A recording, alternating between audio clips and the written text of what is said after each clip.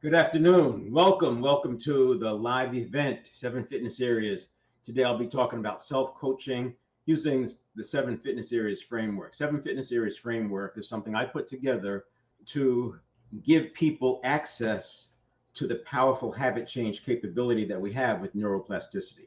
While I won't be talking much about neuroplasticity today, neuroplasticity is how we get things to stick. But in order to get to that point of neuroplasticity, sometimes we have to break some habits that are in the way. And I don't want to say break habits, I'll say replace the habits. You want to replace the habits with a different response. So we'll be talking about various techniques or practices that I use on a regular basis, why they work.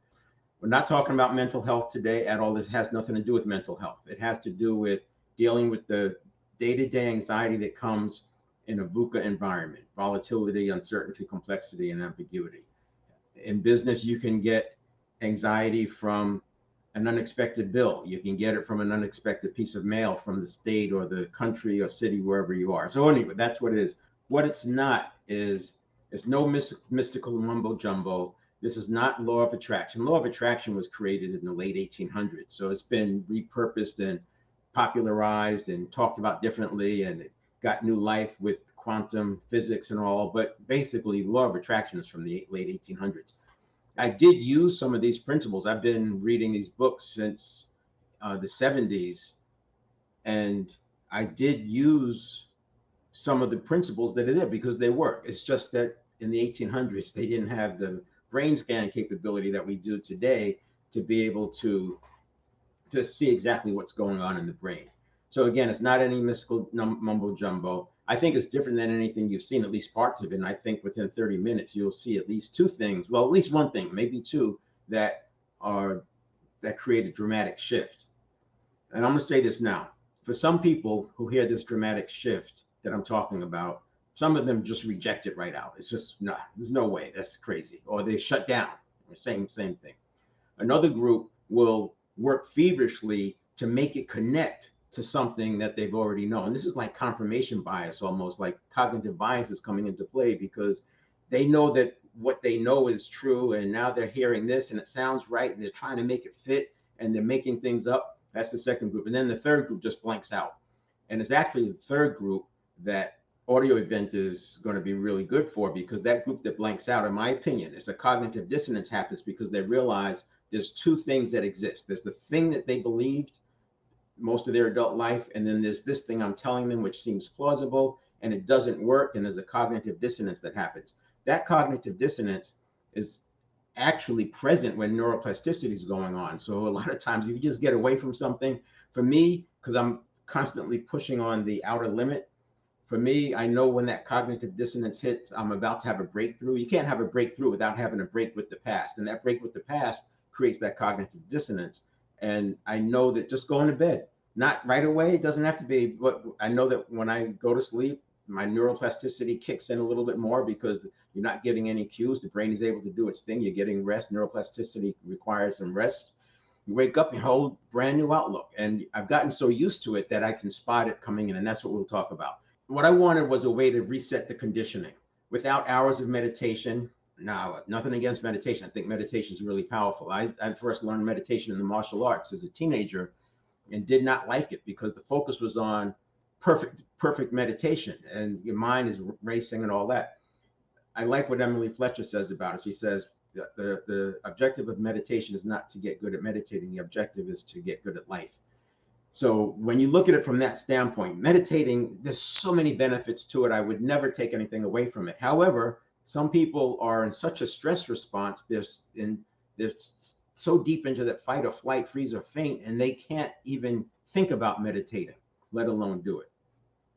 So for that group, we have to have some way to get them there. I didn't want to rely on the woo-woo gap. This was an important stake in the ground for me because, and I'll go back, there's a book by Wayne Dyer I read. It's called You'll See It When You Believe It. It was a great book, lots of good stuff in there. Now Wayne Dyer, a lot of his material goes along with the law of attraction, but again, this was in the 1800s. And all of these books from that New Thought era, they essentially say the same thing because the philosophers were finding out, they were studying the same kind of information. And anyway, there's a part in the book that I remember, this is 30 years ago I read this book, and I still remember it. And he was having an interview with Deepak Chopra, and he said they talked about, I think it was Deepak. He said, when you're on purpose, you can manifest anything you want. He said, if you want an ice cream cone, just want the ice cream cone, and the ice cream cone shows up. And I took it literally. I said, no, come on, man. And that was that woo woo, right? That's an example of that woo woo. So now you do have, probably everyone listening to this or watching this video has experienced visualization working. It's very easy to get to a place where you're having to rely on explaining these things through woo woo. And that's what I call the woo woo gap. It starts with manifestation, but then you hear people, oh, the universe gave it to me. I'm hoping the universe will bring that to me. I got it from the universe. And I'm not knocking them for saying that, but what I needed with the 7 Fitness series was something that was sustainable and reliable and worked. I tried enough things that didn't work every time, and that causes that problem. And it seems like they would fail when I needed it most. So I wanted something that did not rely on the woo-woo gap.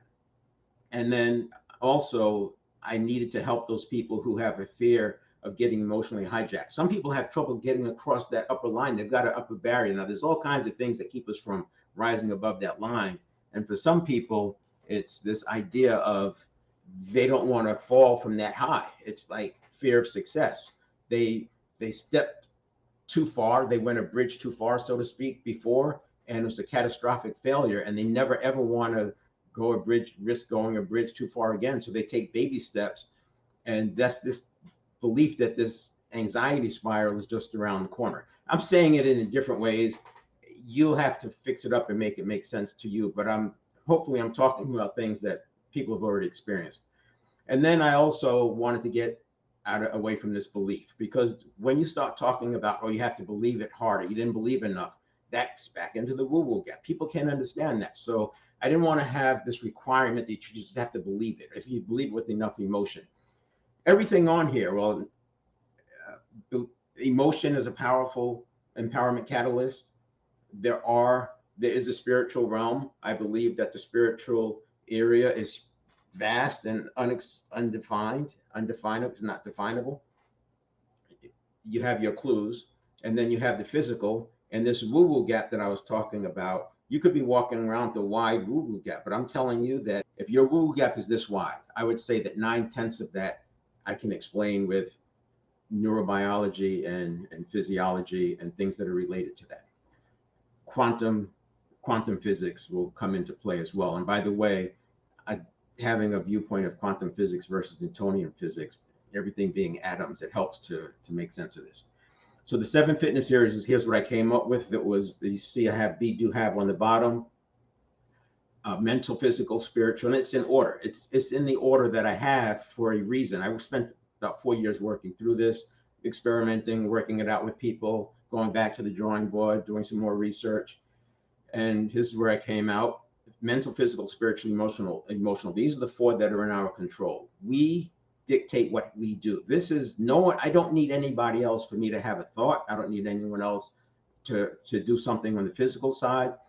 Spiritual, and I don't mean the spiritual realm here. I'm talking about our higher self. I'm talking about our relationship with whatever that spiritual realm is for you. I'm not getting into religion. It doesn't matter what you believe. This is very contained in what you can do with mental, physical, spiritual. And then emotional is very important. Now, while the first 3 are probably critical, the emotional has the biggest risk, is the area with the biggest risk, because it can knock you off course.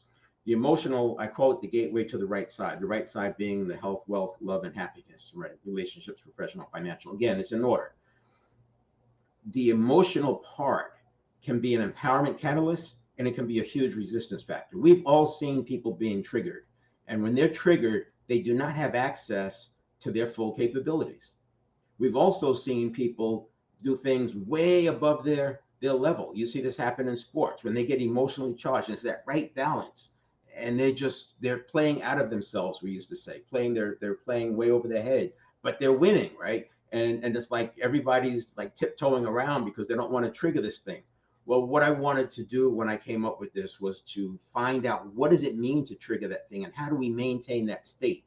How do we keep it there? And how do we take it out of the woo-woo and out of the chance and out of the undefinable and make it real for us by what we do in the mental, physical, spiritual, and emotional?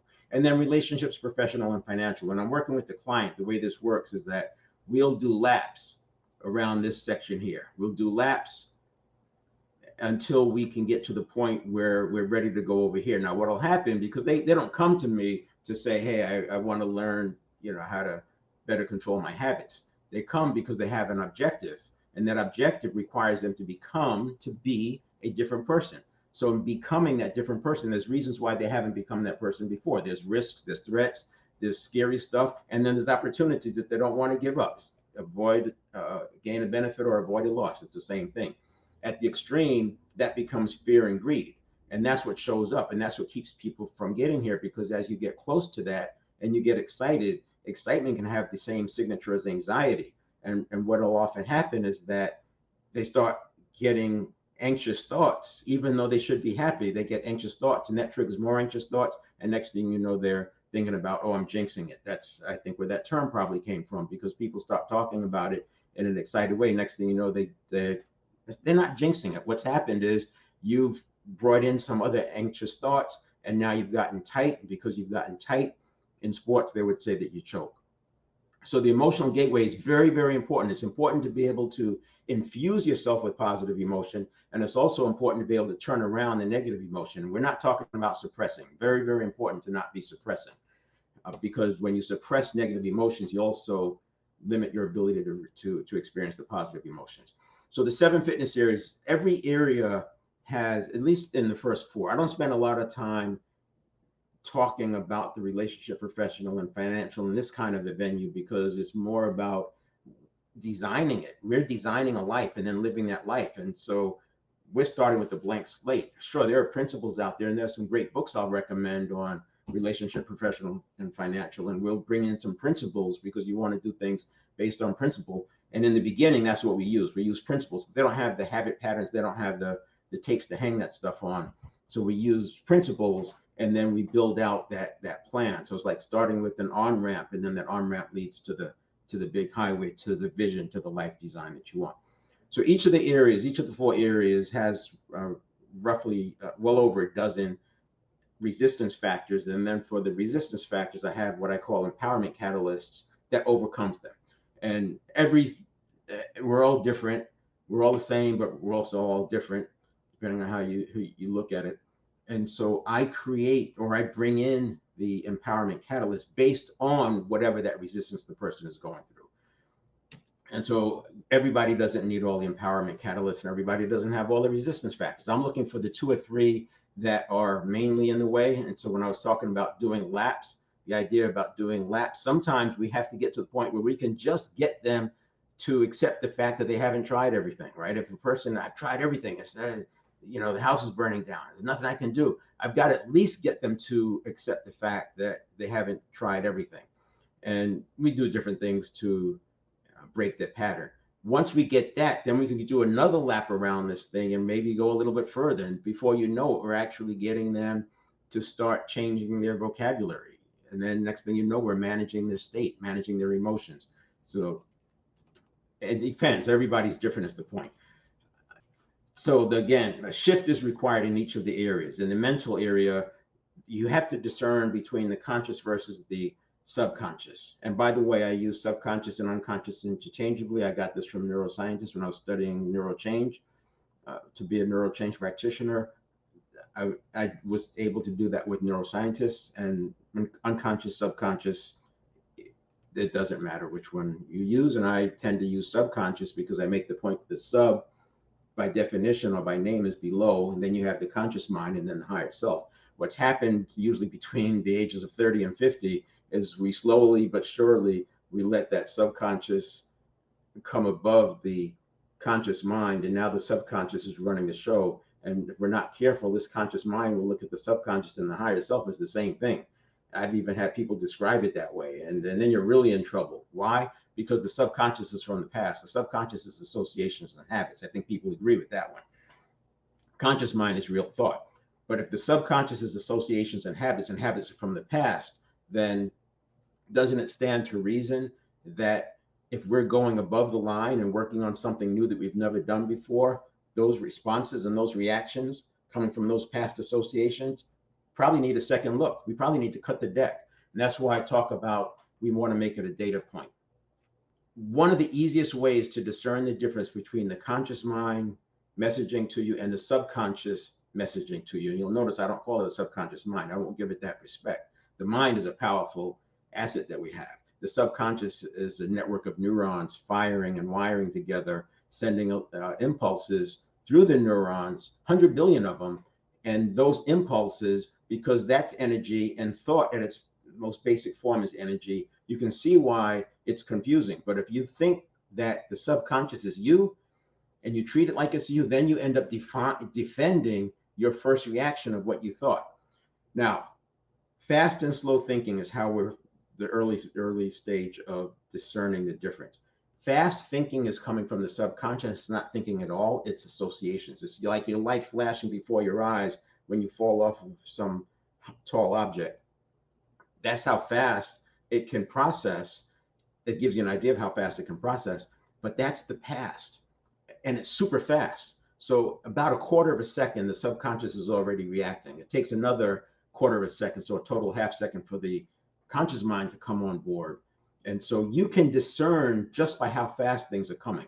And already, as we're talking about this, and I start talking about the subconscious is not a mind, some of you may have already had an experience of, what? No, wait, that's the unconscious. And one of the challenges in this work is that the subconscious is the gatekeeper, and we're telling the subconscious that it's not all that.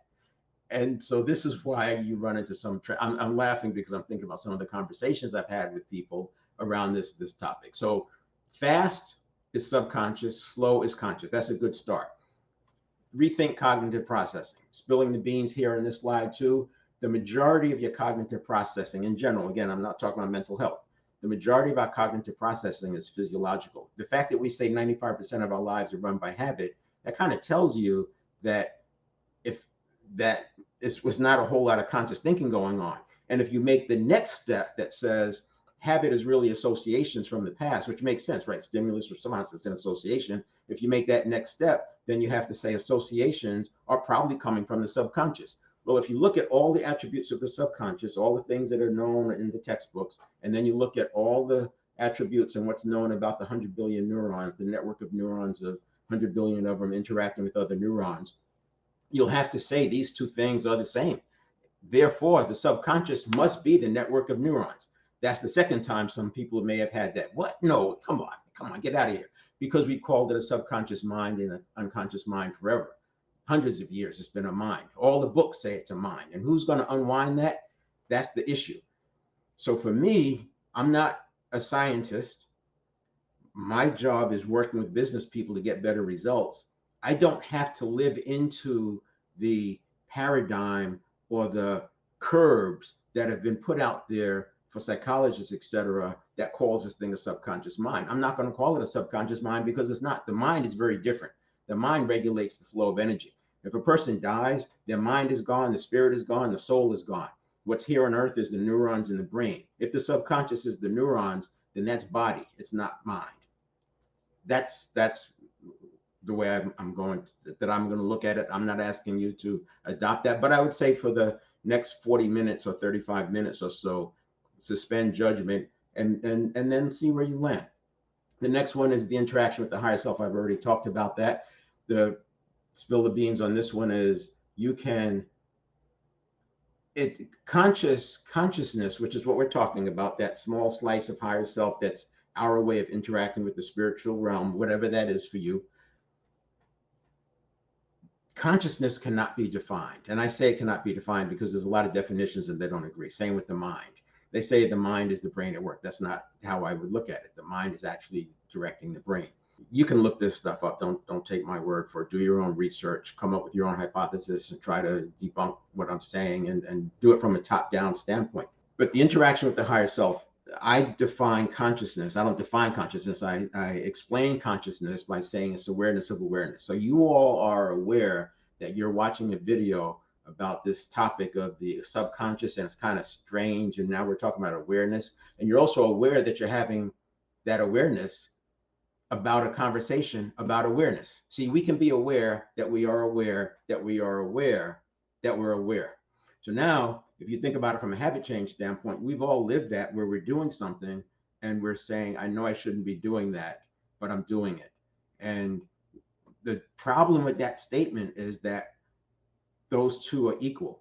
I should not be doing it, but I am still doing it. What I would argue is that the awareness is the mind, is you, your highest self, and the thing that's making you want to keep doing it, that's the subconscious, that's the habit patterns. That's what we've got to break. If you do something as simple as get up and take a walk, and you can even play a game with yourself and say, if I still want to scroll on social media, if I still want to eat that chocolate candy that I'm not supposed to eat, after I take the walk, I'll eat it. I'll give myself that permission to eat it. The reason why we play that little game is because the subconscious is already off and running and it's firing off those patterns. And the habit sometimes is hard to stop. And this is designed to make you stay alive. The purpose was to stay alive long enough to procreate. So it's very, very powerful. It will overpower your willpower.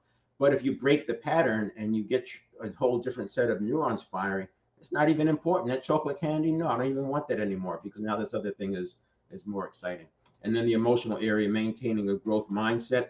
And this is about one, stopping the triggering from happening, and two, when you do get triggered, to turn it around quickly. Now, most of you have experienced somebody being triggered, and if you wait too long, the adrenaline flows, the cortisol flows, and next thing you know, they're in a bad space because they're not able to get back. And this is what I was talking about, running those laps around mental, physical, spiritual, and emotional. We have to start small and at least get a little bit. What I first need is at least give me 5 minutes of peace for this person, and then 10 minutes, and then 15 minutes. And once I have that 15 or 20 minutes of peace, we can start introducing new concepts. But like some of the stuff I'm talking about right now, if they're in fight or flight and stress response and freeze and faint, and I've tried everything mode, it's not going to go in. So that's the idea.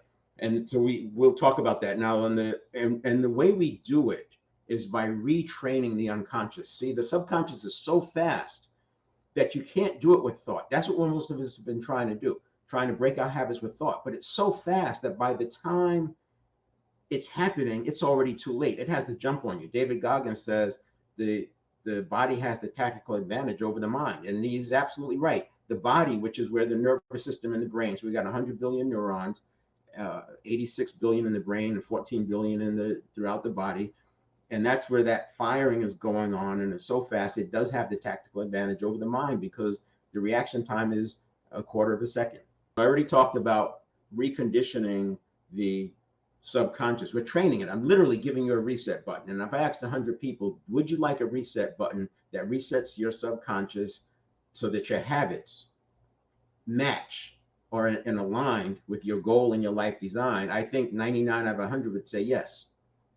But then when I look at people who actually want to do the inner work, it's not that they don't want to do work, because these are hardworking people. It's that they've given up. They've assumed that it's not available for them. And that's why I'm doing the audio event after this. They've assumed it's not available to them. They've tried everything and nothing has worked. But what's interesting is I bet if you go back and look at some of the things you've tried, it probably works as good as a placebo does, right? A placebo. And there are some medications, some prescription medications in the US that they don't even give the medication, they give the placebo because it works. And it's working 30% of the time. And I bet if you look at some of your practices, whether it's visualization or affirmations, it may reach that 30% level. So it's not that it doesn't work, but what I have with the 7 Fitness series is higher than that, because my standard was that it needed to be reliable. And I need something above 80% for it to be reliable. Now, pulling it all together, 7 Fitness areas. So we talk about this is like the 95% that we're running our lives. And I call it's like being in the matrix, right? You take that red pill and then you can get across here. And this is where that cognitive dissonance happens. And this cognitive dissonance can happen for weeks. I say it takes 3 to 6 months to cross this barrier because of all the cognitive dissonance. And I'll talk about it in a future slide. And then the next problem is all this is possibility. See, even though this was 95% by habit, it's the known, and we're comfortable with it. And it makes it easy for us to get up and face that lion and tiger every day. But when you get up in here in this area and the subconscious is threatened by the unfamiliar, it gets scary. That has to be addressed. And I've had people get up here and then they talk themselves into dropping. They just can't handle it. It's like there's so much stress because they're waiting for the other shoe to drop. And that's why, again, we have to do the laps. We have to do the laps. But sometimes you have to push against that to find out where the weakness is. We don't know where the weakness is going to come from. And that's why this takes 3 to 6 months sometimes to get across the barrier. I don't know where their triggers are going to be. So this is, I covered this, the conscious mind thinking processes at 50 bits per second, reaction time of 500 milliseconds, so a half a second. To put that in perspective, a cat has a reaction time of about 50 to 80 milliseconds. So 1/5 of our conscious mind. By the time we're even thinking that it's a thing, the cat's already jumped out of the way. The subconscious is closer to the cat. It's 250 milliseconds. So the subconscious has a reaction time of about a quarter of a second. Dogs have a reaction time, which is the subconscious, of about equivalent, because it's nervous system. It's like muscle memory, but muscle memory is really nervous system memory because the memory is not in the muscle. It's in the neurons that are firing. And when they're wrapped with myelin, they fire faster, more accurately, more consistently. And that's where your nervous system memory comes from. And that's where you're able to do that same action with the muscles, even under stress. Now, you see the speed there, 11 million bits per second.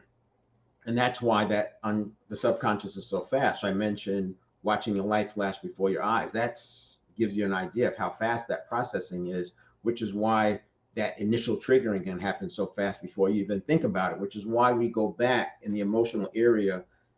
And we train the subconscious to actually process differently, because the subconscious has been programmed by ourselves to look for risks and threats and danger. And because of that bias, it takes things that are neutral and looks at the worst case scenario. So you can have the exact thing that you want, and immediately the subconscious is looking at the yeah, but, and then finding out the difficulty. So we've got to stop that. Now, it doesn't mean we're going to stop the bad information or the risks and threats from coming through. You'll have that. But what's going to happen is you won't be triggered by things that are benign. So this is what the normal process looks like for stimulus response. You have a stimulus, and this is consistent with what he talks about in Atomic Habits, James Clear. He talks about the cue. He calls it the cue. So you got the stimulus, and then you have a reaction time, as I said, about a quarter of a second. Now this gets down to about 150 milliseconds. So around the speed of dogs for athletes who are training, especially Formula One athletes who have to do those stimulus response drills where they're constantly going faster and faster and faster. But any athlete who's doing a lot of reacting, they're going to be faster or closer to 150 milliseconds. So that's the typical stimulus response. But what's going on is, you see on my graphic here, it's actually a reaction. So you have stimulus, reaction, response. But we've allowed our reaction to become the response. And that response then becomes to decide, act, speak, fight or flight, freeze or withdraw. And by doing it this way, we then defend whatever this decision is. So we make a decision here, and then we defend it because we think of this as coming from ourselves. And that's the problem. What we want to do is understand the difference between conscious thought and subconscious impulse, and then start making decisions. Because if I say, I want to run a marathon, but every time I start training, I seem to find some reason why I can't. That's not me. The I is the person who wants to run the marathon. This other thing is some conditioning from the past, some other association, some habits that are creeping in. And it's very important. And what's nice about working with the client, once we get this language, I can then say, that doesn't sound like your conscious thinking. It sounds more like your subconscious. That's coming from the subconscious. What's driving that? And they instantly know, and then they're able to decide. And so we do this over and over and over, and it gets easier and easier and easier. And then they're doing it themselves, and then they're catching themselves. And then they get to the point where they're above the line. And I would say for a lot of them, they're still a little bit nervous because it's this unfamiliar, it's the cognitive dissonance. But you spend a year up there, and it becomes a way of life. Talk to anybody who's gone through this, and they'll probably resonate with what I'm talking about. Not what I'm saying, not with me. I'm saying if you've seen somebody who's cleared it, they've overcome themselves, they've achieved more than they ever thought they could, and they're happy and they're not experiencing anxiety. When you run into that person, run this presentation by them, see what they say. Use it as a data point. So this is how I've laid it out.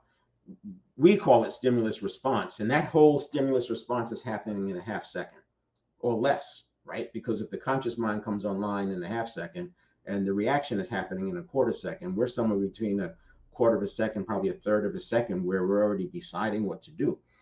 But in reality, we have a pre-stimulus, then we have a stimulus, then we have a reaction, and then we have a response. And anywhere in here, you can put a pause. And not only can you put a pause, and here's what I do recommend, especially if you're staying in operations, you just want to have a happy life just as you are, you don't want to change anything. This is not the conversation, right? It doesn't matter.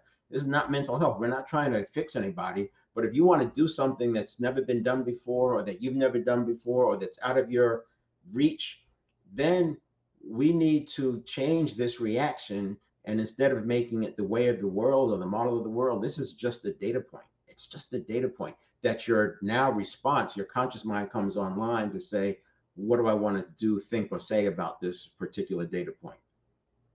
The other problem here is we got the pre-stimulus, and this is your priming and your cognitive biases. Look at that, your social influence, discomfort. We've got the environment. And notice how many of these are physiological in nature. So priming is powerful. When you read books like a book like Persuasion by Robert Cialdini, or even better yet, Before You Know It by John Barr, the studies, and these are peer-reviewed studies by neuroscientists, which means other scientists, other researchers had to repeat the results. It's bizarre how easily we're primed. It is bizarre. No wonder it's so easy for people to latch on to conspiracy theories. And confirmation bias is a big one. I first started studying cognitive biases because thinking about to support this work, but realized that it wasn't I couldn't fix all the cognitive biases. We had to go upstream further than that. And that's why I am now looking at this whole stimulus response. That's why I've broken it down the way I have, because I wanted you actually take the cognitive bias out of play. That's the point.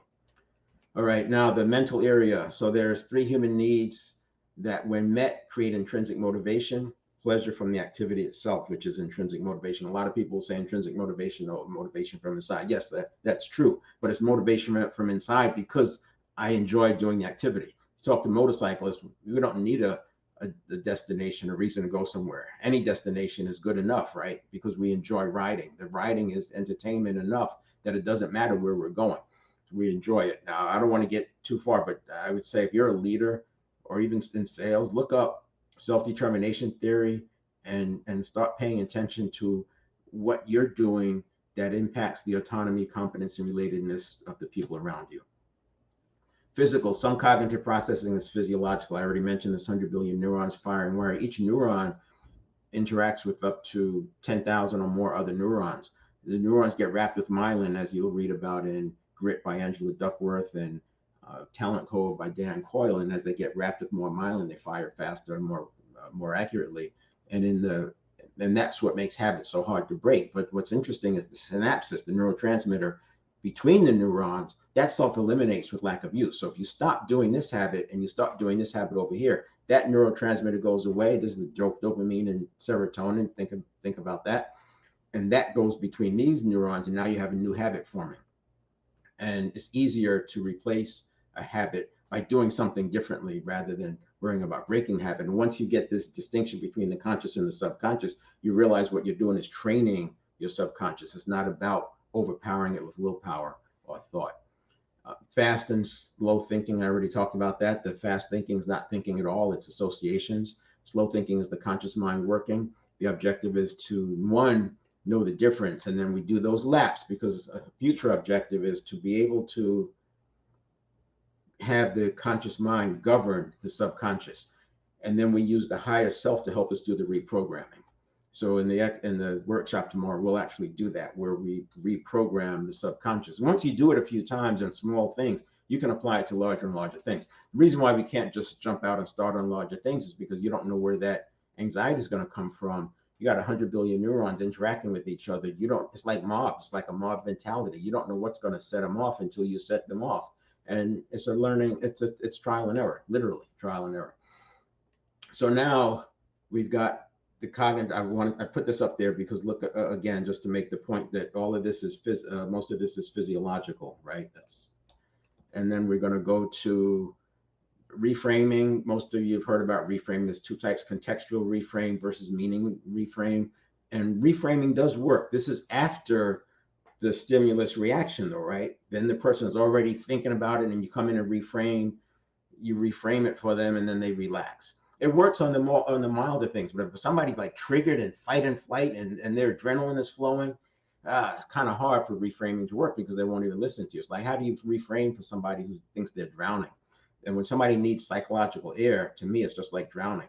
If you have a person who needs psychological air, which is, their autonomy's been hit, their competence has been hit, their relatedness has been hit, and they just think that, it's the end of the world for them, very, very difficult to talk about reframing. Same with transformational vocabulary, which is another empowerment catalyst, if you will.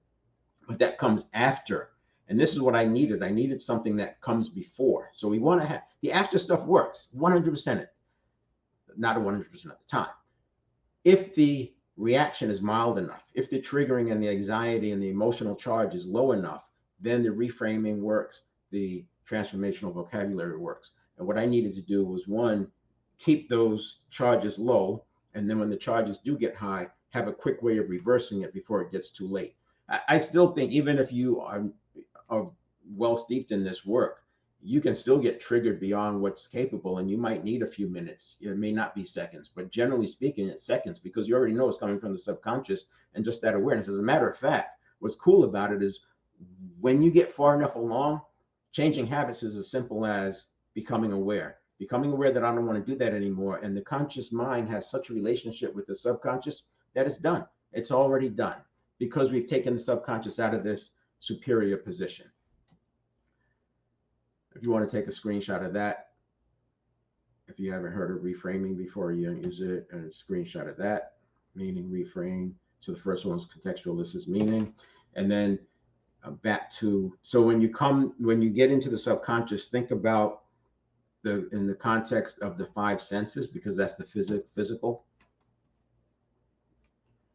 And then we have the spiritual. I talked about the higher self, awareness of awareness, collapsing the woo-woo gap, and honoring the powerful present moment. That's important. The powerful present moment is your consciousness is pure. It should always be pure, right? And then the thought, you want your thought pure. You don't want to be thinking about anxiety over the future or regrets of the past. You want to have this clear. And this is why people say you can't create great plans from a place of scarcity, because if you're already stressed out, if you're in fight or flight, you're not going to be able to come up with your best work there. So you have to have that present moment has to be pure. And then the other one is mind. You want the mind functioning and operating. You don't want it distracted. They call it, talk about mindfulness. And you can meditate. And one of the benefits of meditating is that it's faster to get to a mindfulness state. The more it's almost like if you meditate, it's easy to get mindful. I'm going to make this up, for 5 minutes after the meditation session, but you meditate a little bit longer, more days and more weeks. And now you can hold it for an hour. Eventually you can hold that mindfulness, ease into mindfulness all the way around to the next meditation session.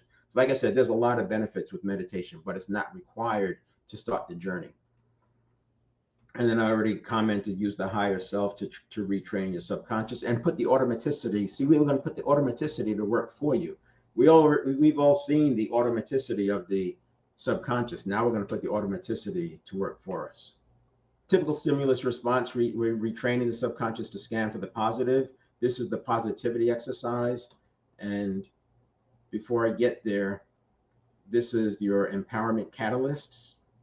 And you can take a screenshot of that. So it's reframing is on there. You can see I've got transformational vocabulary, box breathing, power posing is on there, gratitude reflection, some of the common things you've seen, journaling.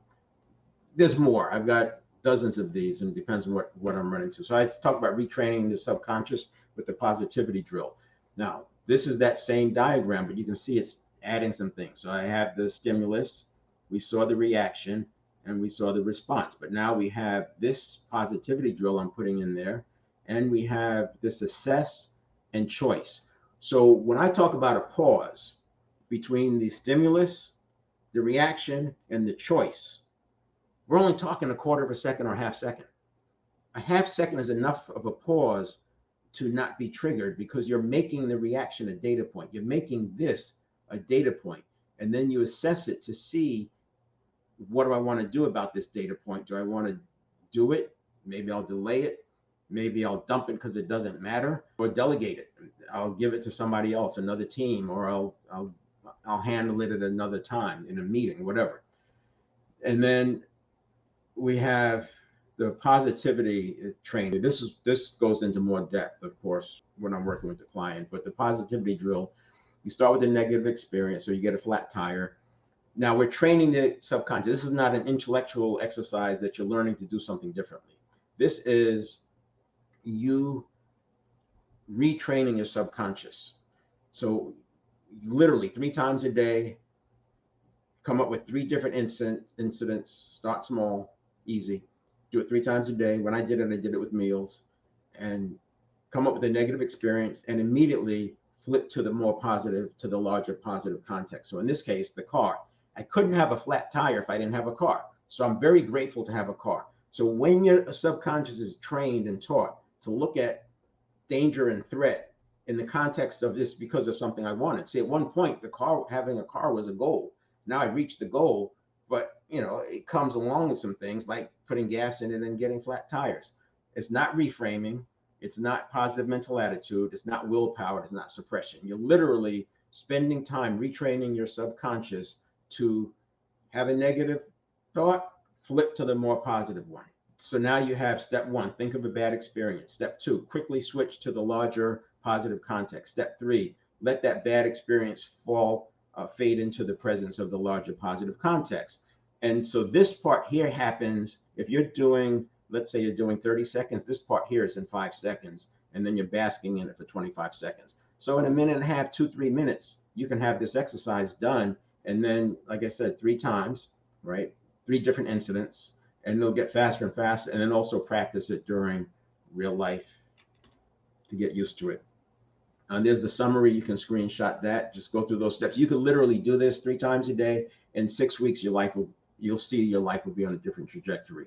Why? Because we've done this.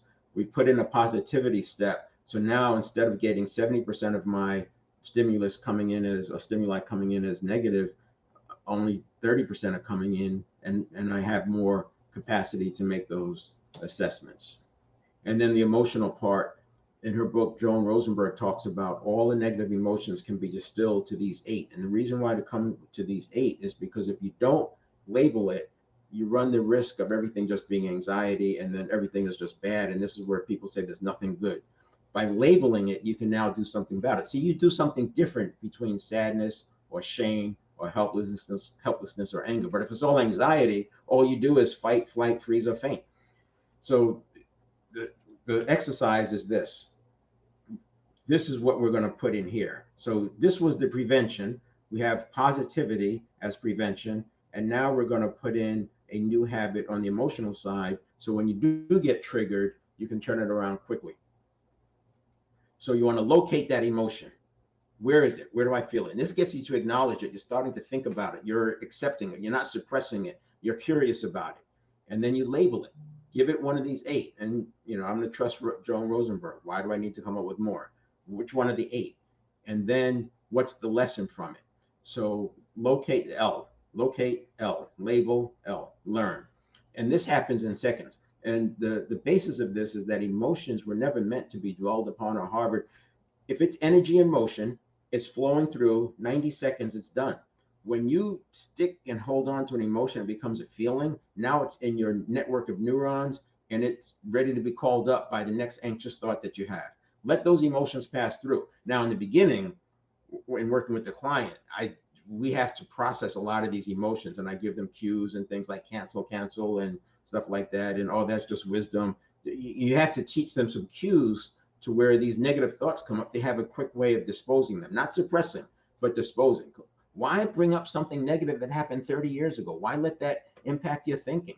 it's wisdom, or it's just something you cancel, or if it had nothing to do with you, if you learned from it, it's wisdom. If it had nothing to do with you, you just cancel it. And if it did have something to do with you, you just made a mistake, you did your best, but you made a mistake, change the philosophy about it. So yeah, some things don't work, some things work, some things don't. Anyway, that's more about getting that person to unpack all of those emotions that keep coming up, as you can imagine. So we talked about the infinite possibilities. I've talked about this slide some, where this is the happy area, comfort zone. We break through, I mentioned breaking through that barrier. And notice I have good experiences in here. Some of these you would expect, big experiences, things people said to us, getting cheated, betrayed, whatever. But there's good experiences. Sometimes something works so well that we're not willing to do anything else. This is where superstitions come from. And people just get locked in and no, I can't do it that way, because if I don't do it this way, it doesn't work. And it's all false. It's all false because the subconscious has made that association so strong. And then you have the emotion with it. And maybe, I talk about intensity, duration, repetition. Those are the three things that are going to drive your conditioning. And if you have enough intensity, it could be a very small thing that gets deeply conditioned.